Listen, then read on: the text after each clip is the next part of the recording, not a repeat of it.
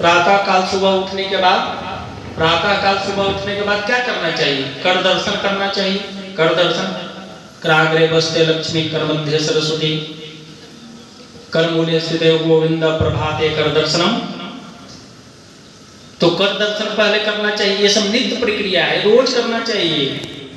अब कर दर्शन करके सोचिए कि हम सबसे बड़ा दुनिया का धनवान हो जाते, ये तो नित्य रेगुलर रूल में नियम में। पृथ्वी को प्रणाम करें, जिस पृथ्वी पर हम लोग बच्चे थे और बड़े हुए, खेले कूदे, संसार का सारा चीज इसी पृथ्वी पर हमने किया। दूसरा जो मेरा नित्य कर्म है वो पृथ्वी को प्रणाम करना है। उनका बड़ा उपकार है हमारे ऊपर जो हमको धारण किए हुए हैं।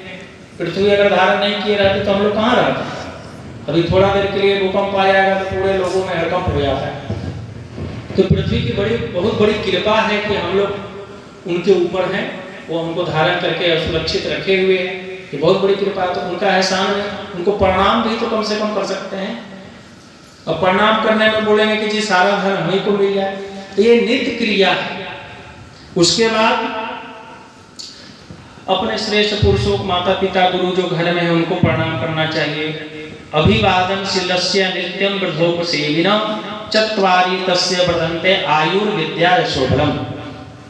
आजकल के लोगों में प्रणाम करने का जो नियम है समाप्त हो गया है, और प्रणाम भी करते हैं तो ठेंगना से, नीचे झुकना नहीं चाहते हैं।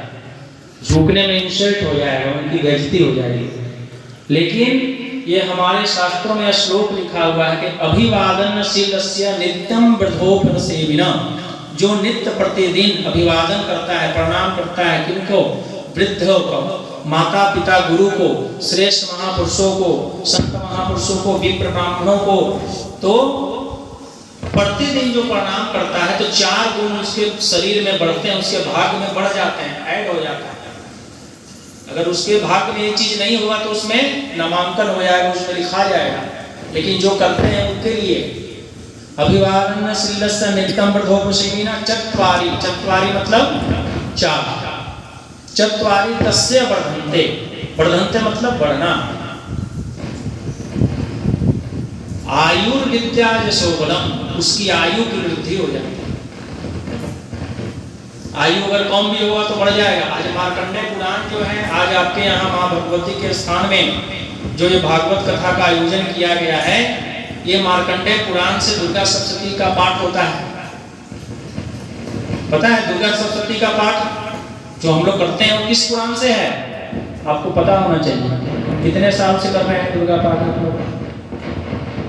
किस पुराण से लिया गया है दुर्गा सप्तशती?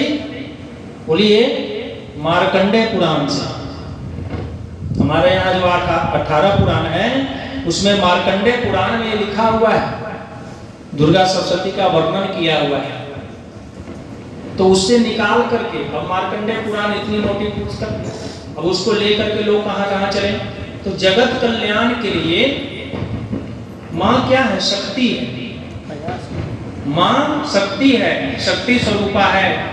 संसार में उत्पत्ति करने वाले और विनाश करने वाले, इनके शक्ति के बिना ब्रह्मा विष्णु शिव भी नहीं कर सकते, उनका भी शक्ति आदि। अगर माँ साथ नहीं दे ब्रह्मा विष्णु शिव को तो वो भी आधे हैं, पूर्ण नहीं है। तो मार्कंडेय पुराण से दुर्गा सप्तशती का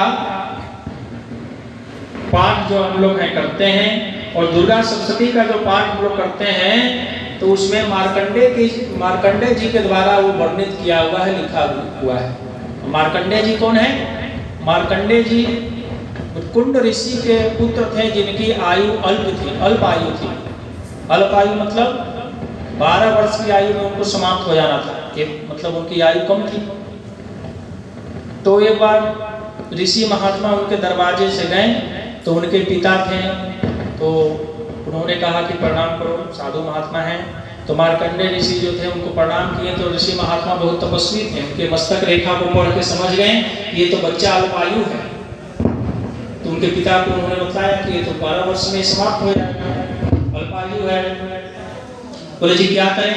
तो संत महात्माओं की जो आज्ञा का पालन करते हैं तो उनको बड़ा लाभ होता है। तो महात्मा ने कहा कि कोई कुछ करना नहीं है, इनको महामृत्युंजय भगवान का जो जप है, मंत्र है, उसका जप करें। और जो भी इस मार्ग से आए, जो भी बड़े बुजुर्ग जो आए, उनको प्रणाम करने के लिए आदत डलवाइए।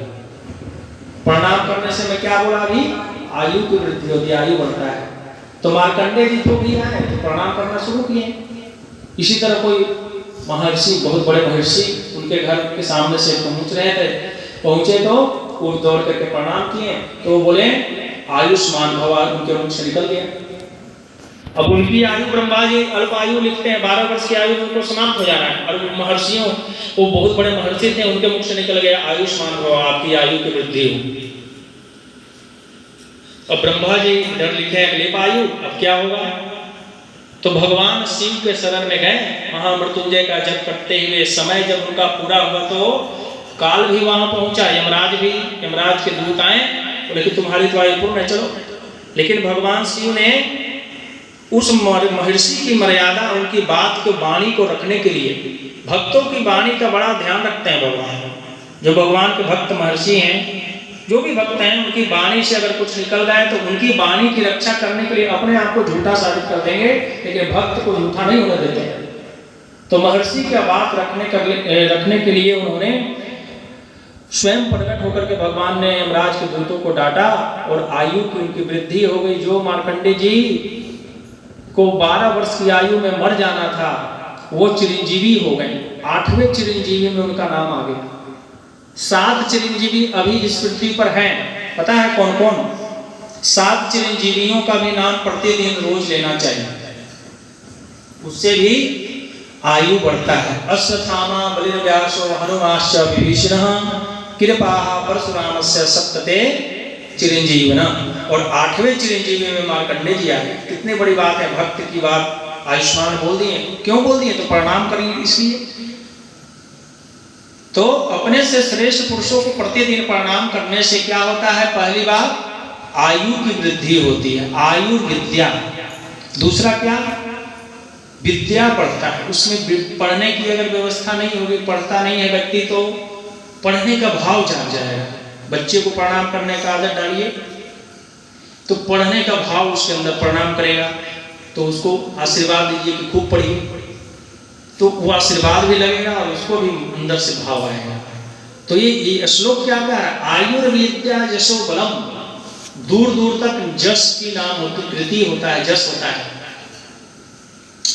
नीरज बाबू तो बहुत सज्जन व्यक्ति हैं, जब मिलते हैं तब प्रणाम करते हैं। प्रणाम करने से दूर दूर तक नाम होता है। उनके बच्चे बहुत संस्कारी हैं, प्रणाम बहुत सरल तरीका से करते हैं। ऐसे लोग चर्चा का विषय बन जाएगा। जस, किसी का नाम जस है, जस मतलब दूर दूर तक नाम होता है। हमारे गांव में एक राजपूत हैं, तो दिन में जितना बार मिले उतने बार गोड़ लागेंगे, प्रणाम करते हैं। हम सोचते हैं क्यों बार बार प्रणाम करते हैं भाई? तो उनका अपना एक विषय है, एक रूटीन है, उनका भाव आता है, जब मिले तब प्रणाम कर लीजिए। तो ये चौथी क्या है? चौथी है कि बल बढ़ता है, उस व्यक्ति का बल बढ़ता है। आयुर्विद्या यशो बलम। 4 गुण व्यक्ति के बढ़ते हैं जो अपने से श्रेष्ठ पुरुषों को, देवी